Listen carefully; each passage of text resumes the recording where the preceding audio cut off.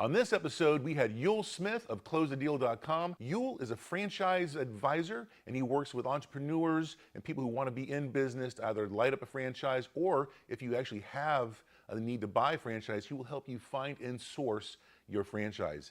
It's a great episode. I know you're going to enjoy it. He's got a fascinating history. Please like and subscribe. Enjoy the show.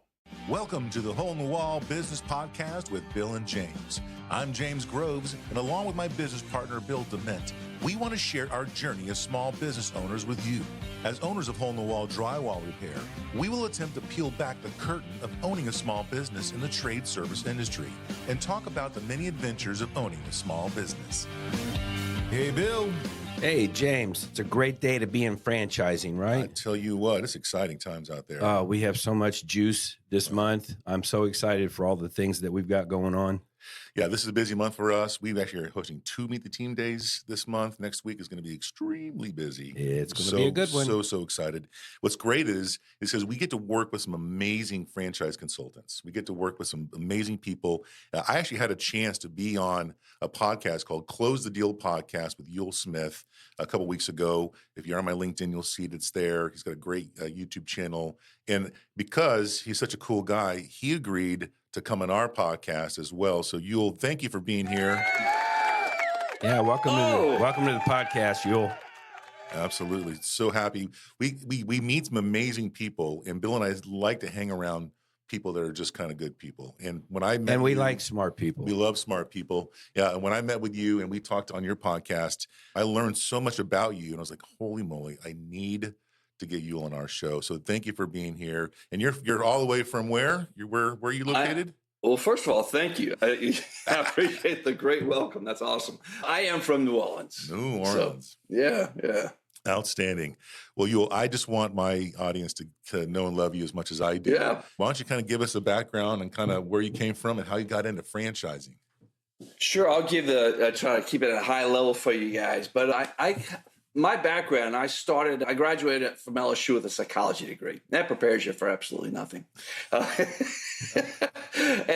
my first job was in franchising. I was waiting tables at Applebee's. My parents were very proud of that. It's not exactly what they thought they'd spend 4 years of college on. And I was drifting quite a bit early on. And I did go back, got an MBA, and then I got my first office job. And I thought that was it. I got the office job in the glass building, and within 14 months, I had my one and only ulcer in life. And I'm young, I'm healthy, and I've got an ulcer, and it wasn't the people. People were great. The organization, it was a publishing firm here in New Orleans called City Business. It was the job. It was the wrong job, and I was stuck in a gray cubicle cell. And my wife looked at me and says, my girlfriend at the time, she said, you need to look at what you love to do. You need to figure that out. And I became super intentional about that. And I was very fortunate. I landed in the trade association world, which I represented 3 different trade associations. The longest tenure was with the Louisiana Seafood Promotion and Marketing Board. And my passion is marketing and promotions, and running a trade association is much like running a business. And I represented thousands of small business owners. So, and then we went through some stuff. During my tenure, we had Hurricane Katrina, Rita, within a month. 2 years later, we had Gustav and Ike.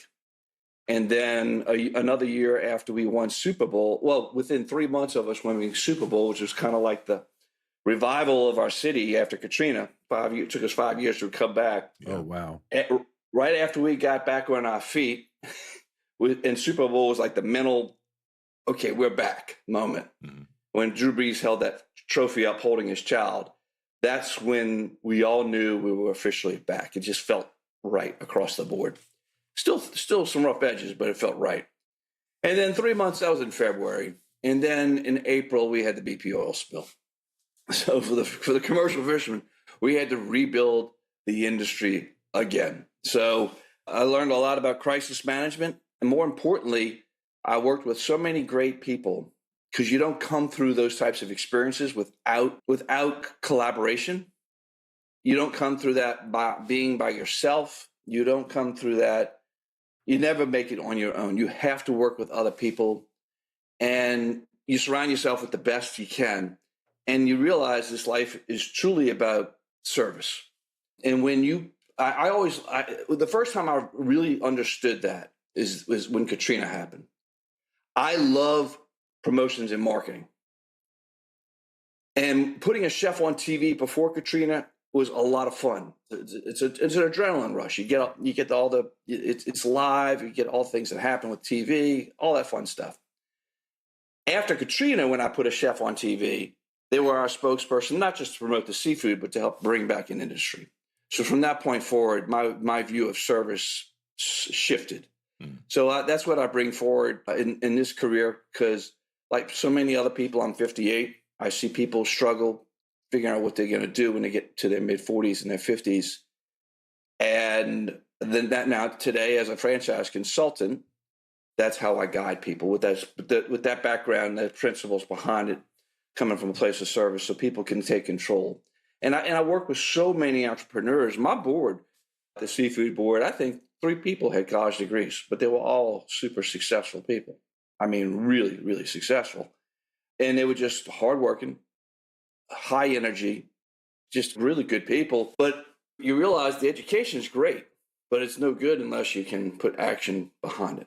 Right. And yeah, so that's pretty much my philosophy, and why I love helping people, because I've seen the PR, the marketing, and running your own business. And this was impressive after Katrina.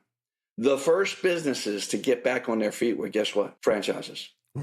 Interesting. Because the parent franchises companies, Keller Williams franchise, people don't realize that.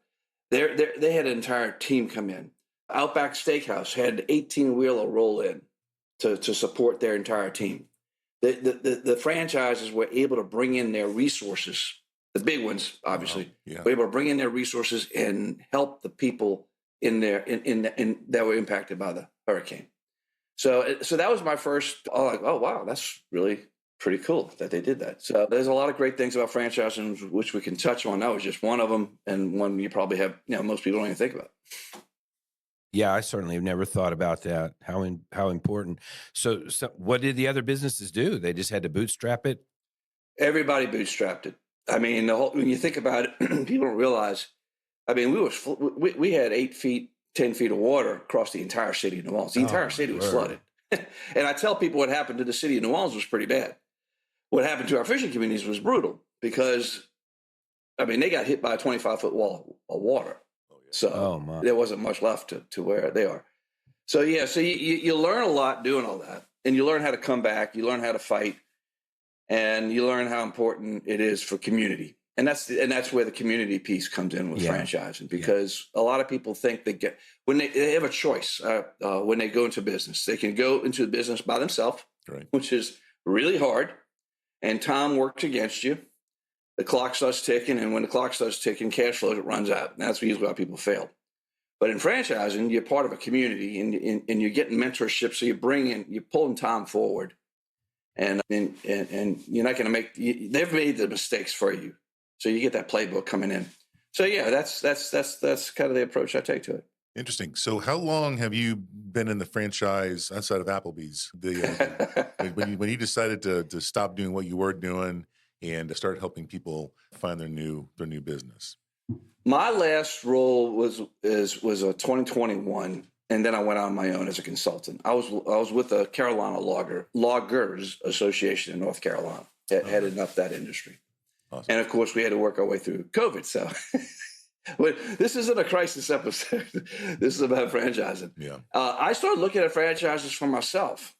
And as I was talking to the consultant, I started thinking to myself, how does he get to do what he does? Because that's what I've done my entire life, is consult and coach and guide entrepreneurs, or people who want to be entrepreneurs. And I'm like, okay, that's a great fit for me. And that's how I started asking questions. How do I get to do that? And that's how I got into this. So I've been doing this almost 2 years now. I became a consultant to. You mentioned something earlier, which I thought was really interesting, about age. You're 58, I'm 52. Bill's a little more than 63. Me. There you go. Let him tell it. I'm knocking on that door. 60. Yeah. But are you finding people who've kind of sunsetted out of their previous careers wanting to get back in the business world, or are you still finding some of the younger people wanting to get into business? That's a great question because I just had a 40th high school reunion. Oh, wow. And it seemed like about half the people were interested in just retiring. The other half were like, okay, this is a second chapter of my life. And that's where I fall in. I fall in the second chapter of my life. I feel like I've taken all this experience, and I'm like, oh, I'm not going to just let it rest and go to waste. I'm going to put it to use. So I found talking to my classmates, and these, in my class, there's a lot of professionals in the class that I went to high school, and I'd say half of them want to do more. They want to. They had a life, they have had a career, but they're ready for something else. And a lot of them had great careers as lawyers or doctors or whatever. But there's that itch. Like I had the itch to go out on my own and do my own thing. They had that same itch, I find. So they're not done, and they're not ready to be just sit on the couch and do nothing. So let's think about your client list, because I'm sure you've had several, and they're all varied. Are you finding people who were in corporate and wanted to fire the boss and become their own boss, or are they people who have started business from scratch and don't want to start over again, but know the importance of being their own boss? I think 57% of Americans would rather be in their own business and work for somebody else. A lot of people like me went into the corporate world because I didn't know any different, to be honest. I was taught to get an education and go get a job. That's what I heard growing up. So that's what I did. And I think a lot of people do that. And there's fear in both, except we've somehow or another managed to overcome the fear of going on job interviews and all the things that go into that. But there's also fear going into business because there's more at stake. But when you're young, you got all sorts of options that I wish I had realized, right? So people start realizing that later in life, but they've got the skill. This is what happens when they do get into their 40s and their 50s. They've got the skill. I call it the SO principle. I tell people all the time, your skills, your experience, and your wisdom are highly valued in franchising. And corporations and look what's happening in the news today. All these people in government I've got to talk to a friend of mine who's with NOAA yesterday. And he's worried about they don't tell him, 8,000 people don't know whether they're going to have a job or not, because they're going to cut 1,000 and they're going to get an email when they announce that. That's no way to treat people. No. And corporations have a tendency to do the same thing. They're not exactly known for being gracious in how they exit people. So people want options, and this in franchising is a place where their skills, experience, and wisdom are highly valued. So it makes a lot of sense. Yeah. To them, once I get to know somebody and they find out what I do, and I start having that conversation, you can see the light bulbs going off. Yeah, I want to circle back just a minute. You were talking about people would rather work for themselves, but people are comfortable going to interview for a job. Because if you can get into a big company, I guess with the government as well, there's a comfort level that there's going to be a check. But what they don't realize upstream, if somebody isn't managing and or selling that business or selling to customers of that business, there isn't going to be anything for anybody to do or any money to collect anyway. So in my mind, working for myself, I've cut out a lot of middlemen. The pressure point I now have is to go out and sell my business, and I'm dependent on myself. But you don't realize that when you're embedded in the layers of a company, you don't have that same pressure. Your pressure is show up and do the job they've assigned you to. Yeah, it's very true. And somehow or another, people are afraid to go into business, but they were afraid to go get their first job or their next job. But they overcome that. Yeah. But overcoming going into your own business is the same thing, except you are in control, that's scary to people sometimes too. People are used to being told what to do. So it's a mindset. All of this goes back to mindset, 100% of it. And once you realize, I'll tell you, I'll give you another aha moment from me. When I was going to LSU, a friend of mine had decided not to go to college. He was pursuing becoming a chef. He went and waited tables. He bugged the chef in the kitchen long enough that he wanted to be a chef. So the chef took him in and mentored him. By the time I was graduating from LSU, my senior year, he had become the executive chef. By the time I graduated, I was going to work for Applebee's, waiting tables, because I didn't have a resume. I didn't know what I was doing. And he was opening his first restaurant in Destin, Florida. He was from Baton Rouge. Wow.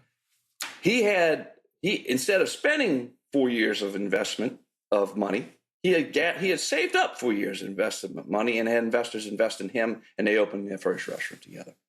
So that was the difference. That was an aha moment for me. That's when I realized, okay, I need more than a psychology degree, because that didn't prepare me for anything. Yeah. But I still fell in the trap of pursuing jobs. Yeah. There is listen, entrepreneurship's not for everybody, right? So it's nice to be able to go in, clock in, and then clock out, and you got a personal life. That's not the life of an entrepreneur, right? So the entrepreneur, they're not working 40 hours a week, full benefits, and they get vacation time and holiday pay. It does take a little bit of effort and work. But once you work at it and you build a system, and then you hire quality employees and you build your little empire, then you can start taking a break and resting.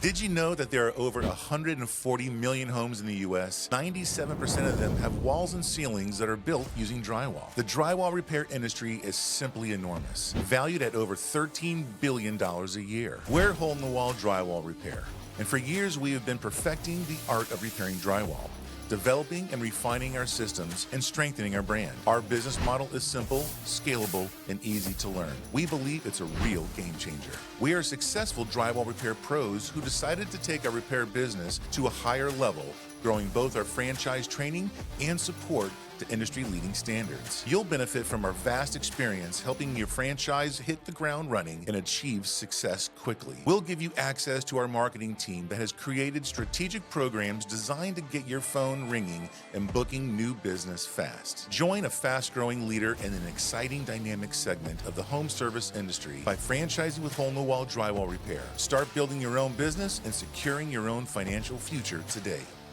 So when you find yourself in this trap, you got to coach people out of this. They have a willingness. People are saying they drop on your closethedeal.com, or they somehow find you in the process of looking for what else do I want to do with my life. I mean, you've got to be able to coach them into, better life choices, or, how do you break someone of that, 9-to-5 mindset?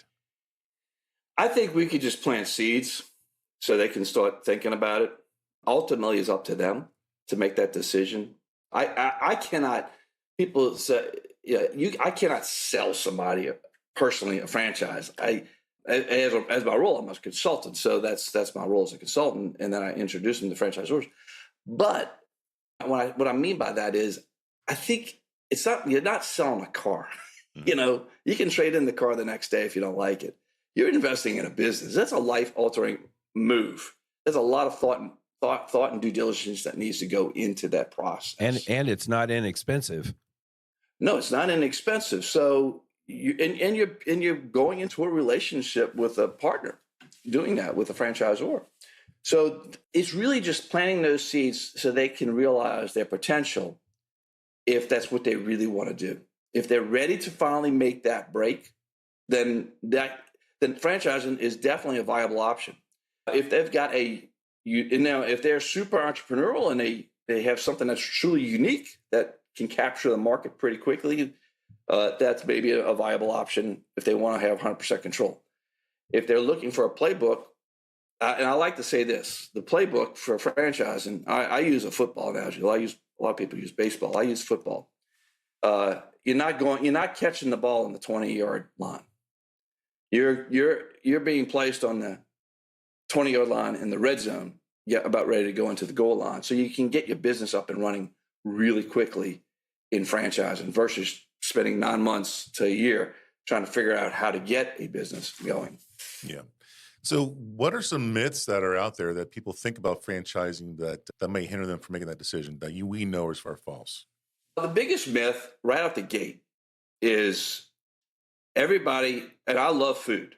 Because I promoted food for years and worked with great chefs. But everybody thinks franchising is about food. And that I hear it all the time. It's like, okay, McDonald's, Wendy's, whatever, you name the food, because they're at every street corner in America. So that's what it's natural. That's the first big myth. And then that leads to the problem of the second big myth is they think they can't afford it because when they look at a McDonald's, they see a $2 million investment, and then when you start educating them, and this is where planting the seeds comes in, because it's not just the mindset piece, it's also planting the seeds that there are options beyond what you thought they were. And there are other options. You all are in the home services. That's a great space. That's a great space because it's low investment and the return on it can be 7 figures. And you tell me where else you could go do that. And home services are always in high demand.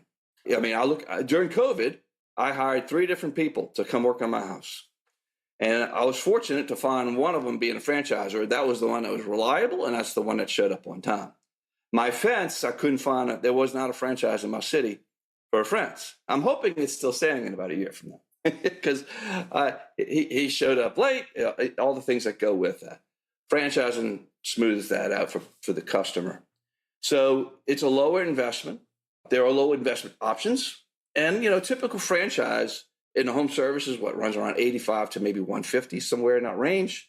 And there are restaurants or other spaces that require brick and mortar that are not $2 million, but really a retail space, and maybe they're looking at 350 to 500 to get into, roughly around that range. So it's not out of reach. So those are the 2 big ones. It's food, which it's not.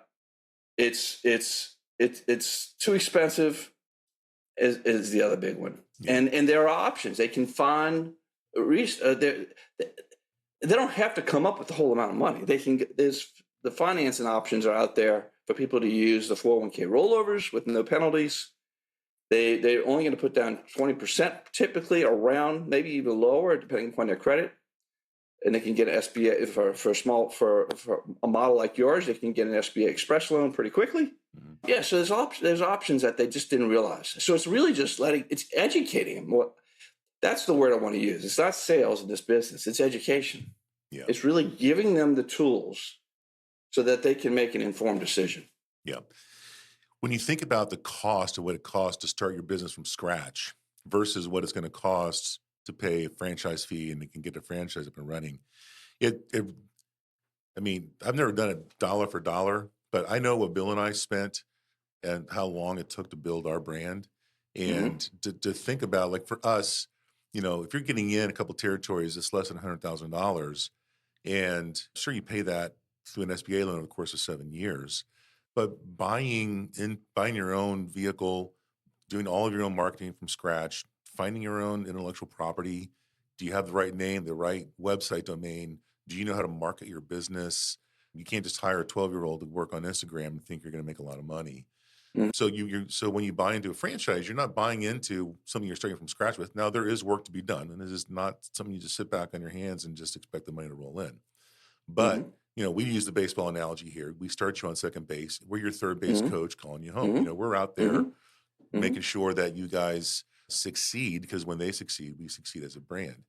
And to think long term, even royalties, people think it's going to cost you a ton of money in royalties. I mean, it's not that much money in royalties, right? I mean, when you think about it, being able to start your own business and be launched and you're making money within 6 months to a year, you're now expanding and you're growing, you're scaling your business. It's pretty amazing to think about. Yeah, and then they're not on an island by themselves. Yeah, they're surrounded with. They get to know, using you all as an example, they get to know you all, and as your system grows and expands, and there's more franchisees around the country, they build a network with their fellow franchisees, and that becomes a mastermind so they can learn from each other. Yeah, and frankly, we're already seeing that happen with the few franchisees that we have now. They're already connecting and supporting one another. Yeah. There's a synergy, and we on our podcast a lot we talk about let's not do business in a vacuum, right? A lot of entrepreneurs are out there. I'm a good mechanic, but you may not be a great mechanic shop owner, right? You might be good at mowing lawns, but owning a lawn care, juggernaut business is something that you may or may not be able to do. But when you start partnering with people and you start building relationships, you start learning about business, and oh no, I need to get a trademark. Oh no, I need to make sure I have the right website. It's important to not do that alone. And if you're not willing to do that or don't have the smarts to do that, a franchise is a really great place to start because you really do have all the materials, all the IPs done for you, and it's an asset. You're not just buying something that you're going to throw away when you're done with it. It's a sellable asset. We have a 10-year contract with us. At the end of the contract, you have the ability to renew, or maybe you want to retire now, or you want to pass it down to your children. This is an asset that grows with you over time. That's a huge thing because that's the other thing. If you're working for a company or somebody else, you're building wealth for somebody else. Yeah, very key. In this case, you're building wealth for your family, and you have an exit strategy. One exit strategy is you could sell it, or you can leave it as a legacy to your family to continue running that business and set them up for success early in their stage of life. Yeah, and try doing that with the job you just spent 35 years at. Yeah. Leave that as a legacy.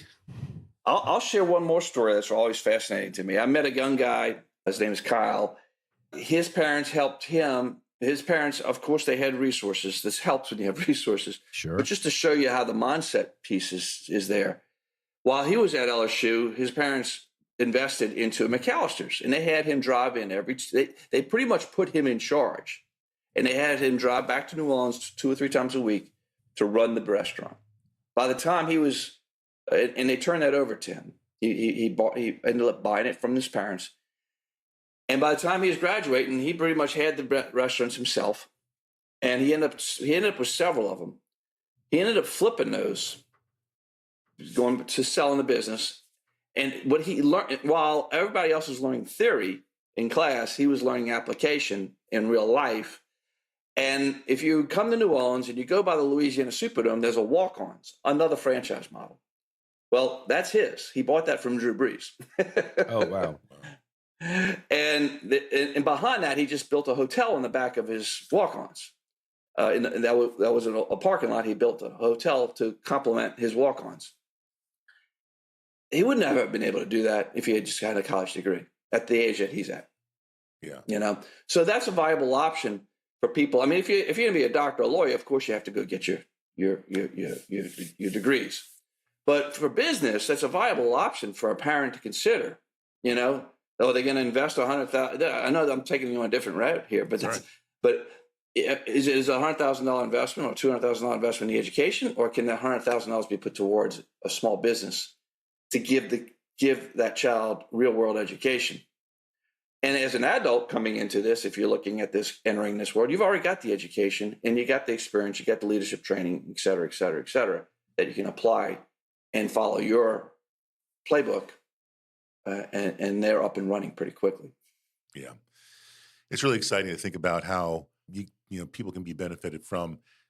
It's just changing the mindset, building wealth, and then creating something for yourself and not just relying on somebody else to give you a paycheck. There is security in it. Listen, when we were growing up, we're in Orlando. So Lockheed Martin's here. You got all the engineers are here. IBM was local. So you have these people that they spend 30, 40 years working for the man, and then they'd had to have a pension that they could retire on, which was a great model for the longest time. But those pensions are dwindling. People they're not keeping pensions around. And, who knows if Social Security is going to be around when we retire. And so you have to start thinking of yourself a little bit. And to think that $100,000, you're in a business that could generate 7 figures, that's pretty cool to think about because, a lot of people can take a 401k rollover and start that, without even having to take an SBA loan out. So in the journey, everybody's journey is different, right? We don't know exactly. I mean, we have an idea where we want to go, but that's never a straight line. And I never knew I'd be running trade associations. I'm really grateful for. I am not bemoaning the fact that I ran trade associations. I love what I did. I really did. I enjoyed, and I learned a ton. I got a tremendous amount of skills and some amazing experiences doing that.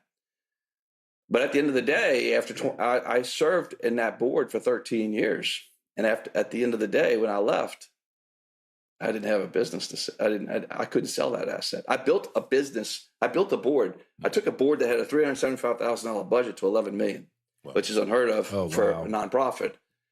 and that wasn't my money. Yeah. When I walked away, Walked away from it all. Yeah. Well, inspiring. Ewell, it's been very great to chat with you. Is there anything else you want to touch on before we let you go? Yeah, I've got a book called Your First Franchise Roadmap. I wrote the book because when I tell people what I do, people are fascinated by it. Most people don't realize there are franchise consultants out there. There are not that many of us. When you look, if you compare it to like a real estate agent, there's one on every corner. So when I tell people what I do at a networking meeting, I found myself answering a ton of questions. Well, I wrote a book called Your First Franchise Roadmap. And for your listeners, I'd love to give them a copy. They can visit yourfirstfranchise.com. Yourfirstfranchise.com will get them a copy of the book. They can find it on Amazon. 100% of the profits from the book go to Make-A-Wish if they buy it on Amazon, or they can get a free copy through yourfirstfranchise.com, and they'll find the book there as well. You know, it's nice to have somebody with your experience and your guidance to kind of help people navigate through this, because you may think that you want to work in a certain industry, but you're going to analyze them and you're going to coach them. Because how many brands do you show potential client after you do your first analysis? So I'll sit down with the person and we'll go through the different categories of options they have. And when I do that, I'll usually come up with about 30 based on where their interests lie. I mean, it could be the beauty space, it could be the pet space, it could be the home services space, real estate. You name the space, there's a franchise for it. There's over 4,000 franchises in the U.S. Wow. And 300 across 300 industries. So I have access to over 600 franchises that I work with. What's exciting to watch is people come in with one idea, thinking this is where I want to be. And then after I do the analysis with them, go through that, walk them through that process, then I go do the research. I'm going to come up with maybe 30 brands. But then I go back and do the territory checks, and that's going to shorten that list to maybe 5 or 7 really solid options for somebody to consider. And oftentimes what they thought they were interested in, then they hear these other options. They're like, oh, that's really interesting. I did not know that was even an option. That's what's kind of fun about the process, is seeing it unfold with people. And they start seeing the possibilities. Mm-hmm. Once they start seeing the possibilities, bam. The aha moment. Yeah. Mm-hmm. We get that a lot. I didn't know drywall repair was a thing. I didn't know you could franchise that. What? Really? Can you make money that way? And then of course, you coach them through that. And it's such a specific niche that you all target, which is kind of cool, because your messaging is so on point. The branding is so on point. And I'm going to compliment you guys. I think that was one of the coolest brands. James, you and I talked about that on my podcast, but I love branding. And people don't realize when they're thinking about starting a business and they got the idea they want to franchise, they better get their trademarks in line, because you fought hard to get the trademark for your brand. Yeah. And it was worth the fight to get that, because that helps sell it. And when somebody hears that term, hole in the wall, bam, they know what that is. Yeah. Outstanding. Well, you'll listen, tell our listeners again, the best way to get hold of you. So the website, I got 2 websites. CloseTheDeal.com is really for somebody there's 2 versions there. One, they can find the book there too. I also do development. I help bring brands to market, find brands that want to turn their business into a franchise. I do that. That's where they would go for that. And if they just want to grab the book for free, they can go straight to yourfirstfranchise.com, yourfirstfranchise.com, or find me on LinkedIn.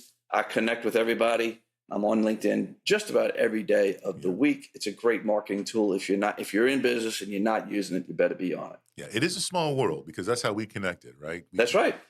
Yeah. I first connected through Sean Lydon.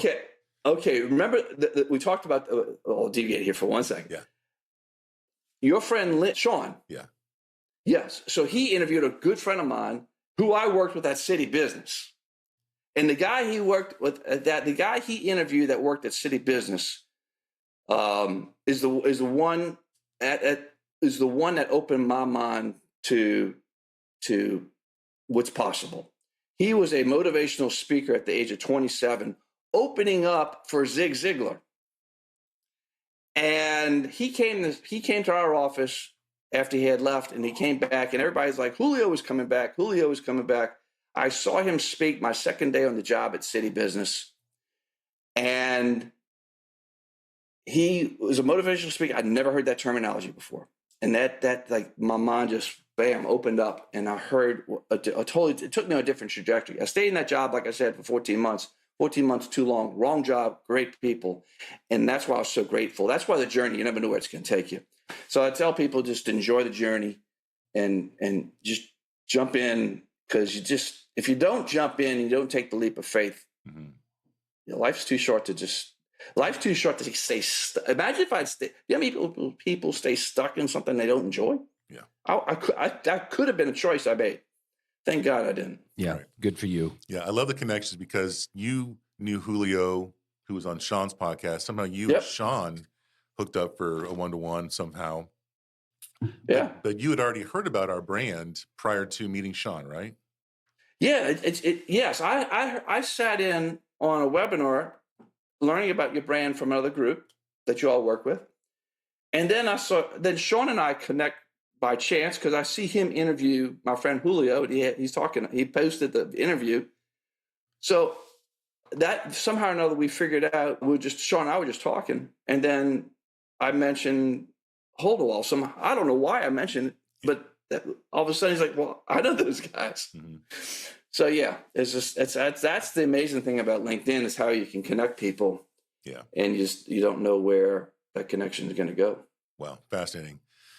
Well, Yule, thank you for your time today. Outstanding. We love to meet smart people. I'm glad to be in your orbit. And same here. Appreciate it. I can't wait to work with you some more. So thanks again for being here, my friend. Oh, thank you. It's an honor to be on your show. Thank you. Well, thank you, everybody, for listening. Another really good show today. We'd like to thank you for listening to the Hole in the Wall Business Podcast with Bill and James.